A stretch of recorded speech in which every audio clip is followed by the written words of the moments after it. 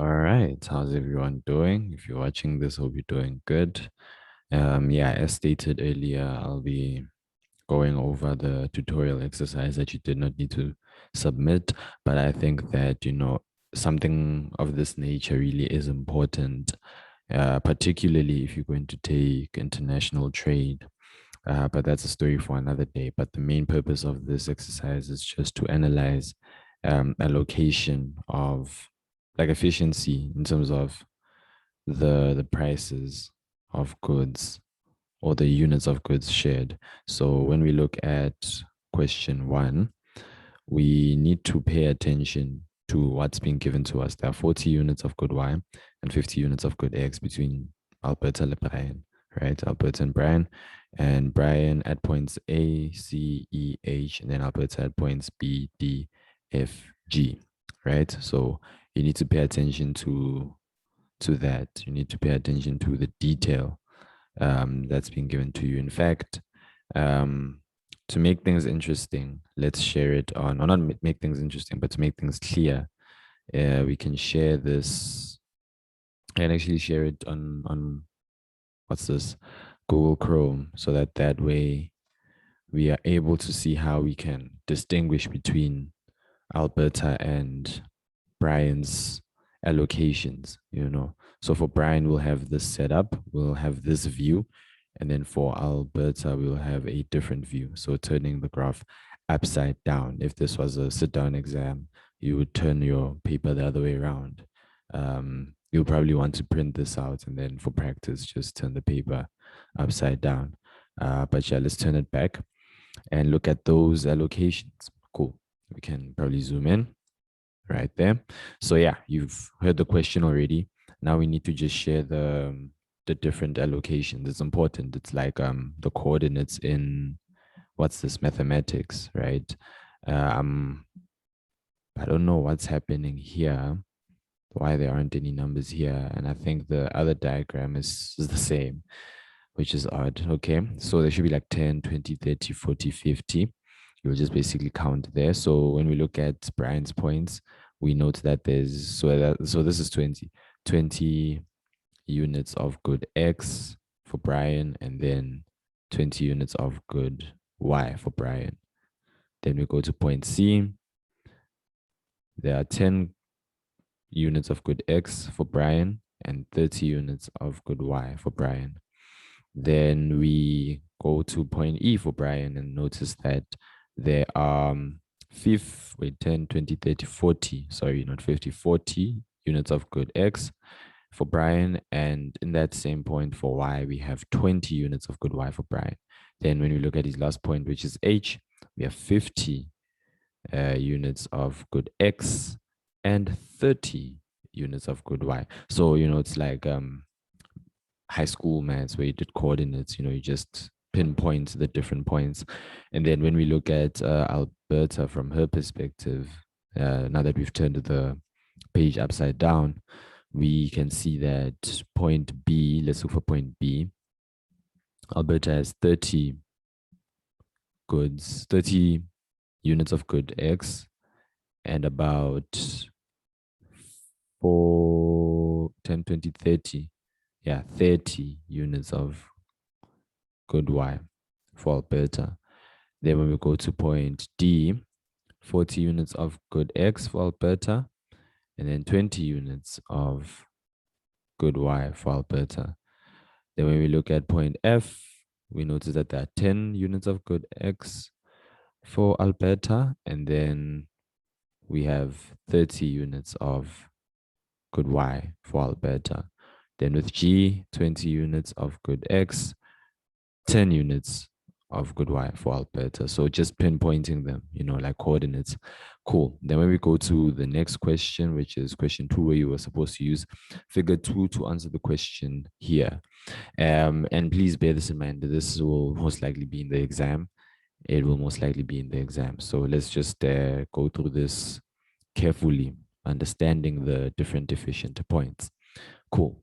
So question number 1, moving from point P to point Q, what exactly is that? What does it mean when we look at the following expressions? Bear in mind that, they are in the middle. they are at very efficient points. So this would be regarded as a distribution. Also pay attention to the fact that this is what is known as an Edgeworth box. So it's something that you'll have to turn upside down as well, to have Alberta's view and Brian's view, the view between two consumers, yeah, so that's what it is. Moving from point P to point Q shows redistribution, right? Now, because they're efficient allocation points, so that's just a form of redistribution, moving from one efficient allocation point to another efficient allocation point, going higher and higher based on the what you call these things, indifference curves. Yeah. So yeah, next question, moving from point Y to point Q, pay attention to where the points are as well. Point Y, you can see that it is a very inefficient point, it's not particularly where we want it to be. So moving from this point, the point we don't like, to the point that we like, what do we call that? Moving from an inefficient allocation to a efficient allocation. It's actually two answers, namely redistribution and an improvement in efficiency. So bear that in mind. Moving from point Y to point Q, we are redistributing and we are improving in efficiency when we move from that point to the other. Now, moving from point X to point R, what exactly do we call that now?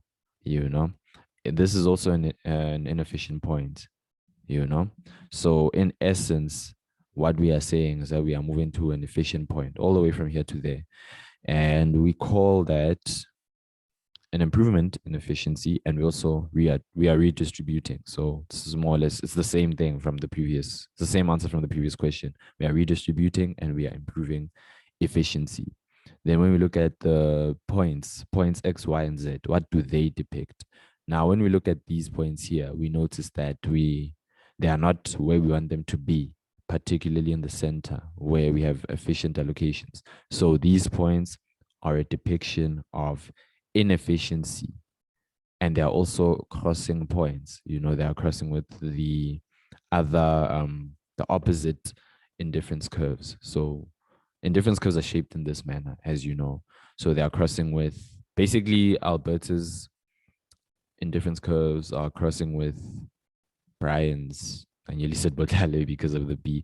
Brian's indifference curves. So yeah, crossing points, very important. Indifference curves do not cross. You should know that. So as a result, that is a giveaway. Points X, Y, and Z are inefficient.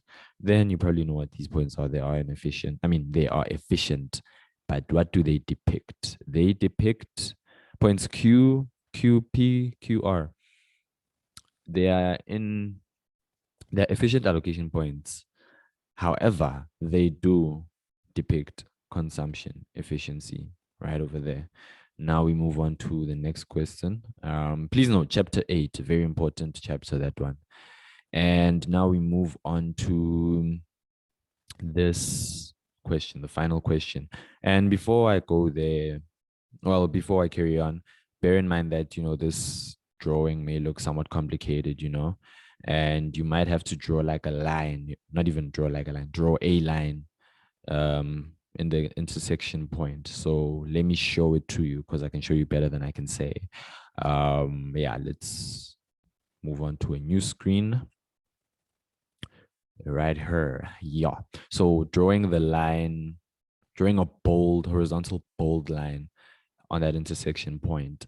And then you might notice that there are lines that you can draw to indicate, the slopes of, basically like what the slopes entail, and when you draw that line, you can see that you've made a complete triangle, and you can just basically confirm which slope is greater than which by looking at the angles, even here, you can draw a line down here to answer the next question, and you'll notice that this line here is bigger than that line over there. So that would be for px divided by pya, and then this would be for px divided by pye, if you draw a line here. So let's look at those individual questions. I'll send this to you as well. Right. Okay. Yeah. Question 3. So the first answer to the first answer to, let me zoom out. Yeah. The first answer, well, the first answer is, well, we look at the question first. Let's look at the question first. Px divided by Pya. Okay, you can read the question. The answer is false. It is false because the slopes are not the same. So remember what this means. Be able to break this down as a result. So question one, the answer is false. Question two, the answer is also false. Please bear that in mind, because when you do draw that horizontal line in the middle there, you will tell from the lines that you draw in between those, like the vertical lines that you draw in between, well, on the above and below the horizontal line, you'll see which one is bigger. They are not the same size. So that will tell you that they are not necessarily equal, right? Right. Then question three, the answer is also false. Question three, the answer is also false. Question four, the answer is false. Question five, the answer is true. Notice that these questions basically speak to each other. This one says this is greater, the other one says this is less than. So please do pay attention to those questions if they do come up in the exam, or if they did come through the makeup test. I'm not sure. But yeah, that's what happens there. So question four is false. Question five is true. True. Question five is true. Question five, true. Question six is true as well. Question seven is true. Question eight, false. Question nine, false. I'll just go through everything again. Question one, false. Question two, false. Question three, false. Question four, false. Question five, true. Question six, true. Question seven, true. Question eight, false. Question nine, false. And those are your statements, basically. Remember what I said when I had stated that you need to draw that big horizontal line over there in bold, and then draw lines, vertical lines, to connect the slopes, basically, to ensure that you know what you're talking about, like looking at the angles. Like in your mathematics, getting the angles right. This is a small angle, this is a large angle, a big obtuse angle, and then that's an acute angle. So based on the answers that I've given you, you are able to just break things down and say, hey, actually, this is why this is bigger than that other one. This is why this slope is bigger than that one, or less than.